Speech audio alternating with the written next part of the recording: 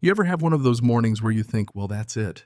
I finally live in a sitcom, and I'm the punchline.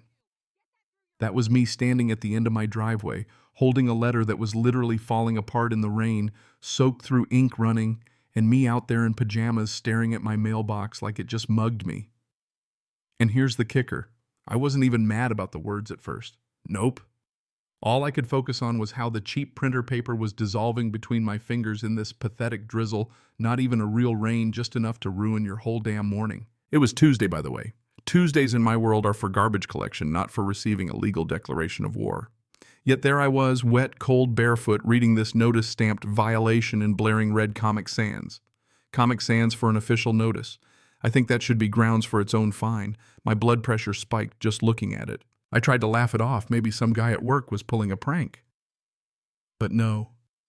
Dear homeowner, John Jacks Miller. It read all official like. It has come to the attention of the board that your property is in violation of Community Standard 4.1 regarding fluid containment and neighborly negligence. Specifically, we have documented unauthorized rainfall runoff traveling from your backyard into the adjacent property Common Area B and 402 Maple Drive. Fine $500. Remediation required immediately. I had to read it 3 times. Unauthorized rainfall runoff. I looked up at the sky where the drizzle had the nerve to keep falling. Looked down at my feet. Yep, driveway's wet just as gravity intended. Turns out my commanding views that the realtor bragged about. Not such a great deal when your house sits on a rise and suddenly you're on the hook for every drop of rain that rolls downhill. And at the bottom of that hill, 42 Maple Drive, lives Linda. Not just my neighbor. No, Linda is president of the Shadow Creek Homeowners Association, a woman who treats bylaws like Holy Scripture. Only she's rewritten the commandments and definitely skipped the one about loving your neighbor. Linda measured grass with a ruler. I'd seen it. She once fined a kid for using non-approved chalk colors on the sidewalk. You think I'm joking? You've never met Linda.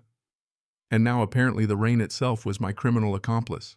So I stuffed the soggy letter in my pocket and sloshed around the side of my house to get a look at Linda's patio. There she was, perfectly dry, sipping coffee inside her screened-in enclosure, staring up at my property like Napoleon plotting his next move. She saw me, lifted her cup.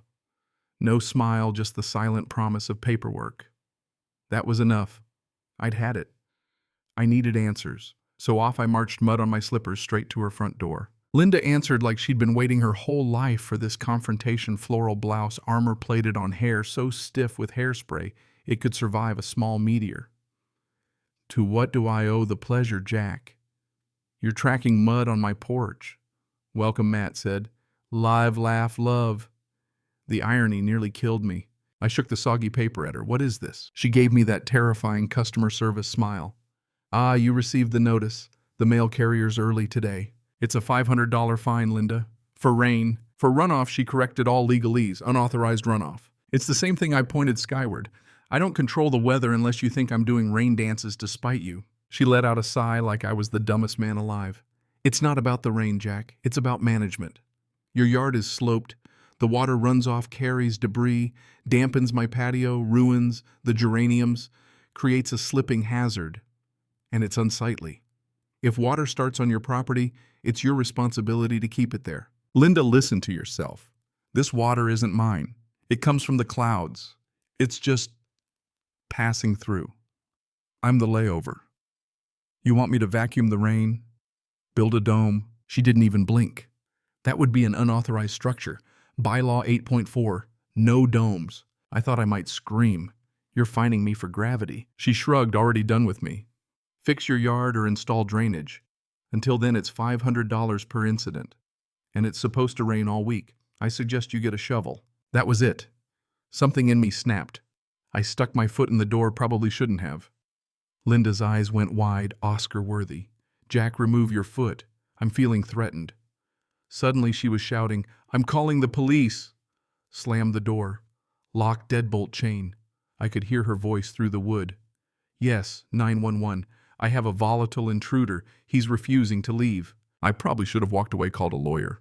But I was cold, broke, and furious. So I sat on her porch swing just to make a point. 10 minutes later, Officer Miller rolled up. Small town, everybody knows everybody. He took one look at me, sitting there soaked in pajamas, and sighed like I was the bane of his existence. Linda says you tried to break down her door. Miller, I'm sitting on a swing. Do I look like I'm breaking anything? He gave me the just let it go look, glanced at my muddy footprints. She says you blocked her door, screamed at her. I handed him the letter. Read this. Please. She fined me $500 because it's raining. Miller read it, massaged his temples. Jack, I can't enforce HOA bylaws. You got to take it up with the board or small claims. But you can't be here. She wants you off the property. If you stay, I got to arrest you. And I don't want to do paperwork on a Tuesday morning. From the cracked front door, Linda's voice, is he arrested yet? No, ma'am, Miller called. Mr. Miller is leaving. No need for charges. He threatened me. I threatened the rain, I yelled. Jack Miller said low, she calls us 3 times a week. You're not going to win a shouting match with Crazy. Beat her on paper. So I went home, took the hottest shower of my life, poured a little whiskey at 11 a.m., and opened the HOA covenant binder for the first time since I bought the house. There it was buried in Section 14.2c. Homeowners must retain all precipitation falling within their property lines. No excessive runoff. Linda's reading, don't let water hit my patio. But as I read it, this slow, wicked smile spread across my face. They didn't want me to divert the water, they wanted me to keep it. All of it. Every drop. I called up S. Jenkins Civil Engineering. We make water go where you want it. The owner, Sarah, picked up. Weird question, I said.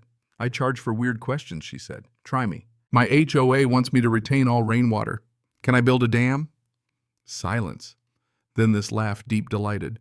Sir, do you know how much water collects on a quarter acre in a big storm? I'm hoping it's a lot. Sarah showed up the next morning in steel-toed boots and a neon vest.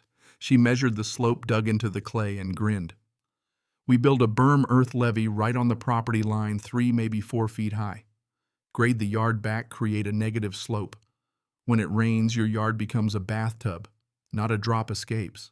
And that's legal. The county loves rain gardens, Jack. You're an environmental hero. Linda gets nothing. She did have a warning, though. The water can't leave on the surface, but gravity. It's still got to go somewhere. It'll push down, soak into the ground straight toward Linda's foundation. If her basement's not waterproof, that sump pump's about to earn overtime. I called the county, got the permits. Clerk looked at my plans. You sure about this? It's a retention pond. My HOA insists, I said solemnly. Stamp approved. I felt like I'd just pulled off the heist of the century. 2 days and another $500 fine later, Bill the dirt guy rolled up with a bulldozer and a shirt that read, I dig holes. Linda flew out of her house at the first sound. What is this monstrosity, noise ordinances, she shrieked. City says 7 a.m., I replied, waving my permit. Bill sculpted a massive clay wall, packed it tight. My backyard. It looked like the world's saddest swimming pool, ugly as hell, but a feat of petty engineering. Linda came out a few times, baffled but smug. She thought I was planting roses or something, if she only knew. Then the rain came. Not a sprinkle of biblical downpour. I watched from my deck as the backyard filled inch by inch, then a foot, then 2. My wall held firm. Not a drop crossed to Linda's side. But the groundwater, as predicted, started pressing down, seeking the path of least resistance. And right into Linda's basement. That first hose snaking out her basement window, a little victory lap for physics. Soon it was a river. Emergency plumbing vans, mold remediation crews all descended on her driveway. The smell of wet drywall and defeat wafted up the hill, sweet, sweet justice. Linda. She was out in the rain screaming, open the wall, you're flooding me. Sorry, Linda can't risk an unauthorized release. HOA rules. She grabbed a shovel and tried to breach the berm herself on my property. Officer Miller showed up again. Ma'am, put the shovel down. Linda wild-eyed, arrest him. Jack, you got a permit for this. Tape to the window, officer. Following HOA rules to the letter. Miller just shook his head, probably thinking about early retirement. The sun finally came out, my yard slowly drained, but Linda's house was a disaster. And then the lawsuit arrived, Linda versus Miller. She wanted $150,000 for damages, negligence, malicious alteration of natural topography, my new favorite phrase. But here's where the story takes its turn. My lawyer, Robert Shark, in a suit, just slid the HOA bylaw and violation notice across the table at the deposition. Your client ordered my guy to keep every drop. He complied. That's called estoppel. You can't force someone to do something and then sue them for the results. Sarah, the engineer, laid out her diagrams, explained the physics, hydraulic pressure, clay groundwater. He had to stop the runoff so the water went under. That's geology, not malice. Linda's own lawyer went pale. Realized the HOA, not me, was liable. The case died right there. Insurance hiked the rates for every homeowner, $1,700 extra per house. The neighborhood went berserk. A PDF of the transcript mysteriously hit the Facebook group. Turns out nothing unites a community like shared outrage and a bad bylaw. At the next HOA meeting, the mob tossed Linda and the whole board. New president Dave, a guy who homebrews beer and doesn't give a damn about grass length. First order of business, motion to strike bylaw 14.2C, unanimous. Gravity was legal again. Bill came back bulldozed my muddy crater, flat sloped it just like nature intended.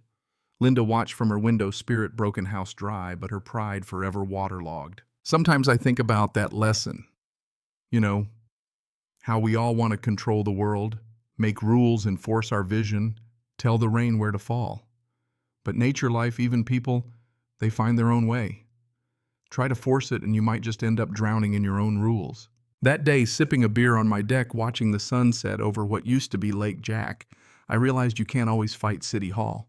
But sometimes, just sometimes, you can drown the HOA. So let me throw it out there. Where's the line between enforcing order and just being a tyrant? Have you ever seen someone brought down by their own rules, or maybe you were the one holding the shovel? Drop your story below. Let's talk about what justice really looks like. And maybe just maybe celebrate a little karma when it rolls downhill. Cảm ơn các bạn đã xem video.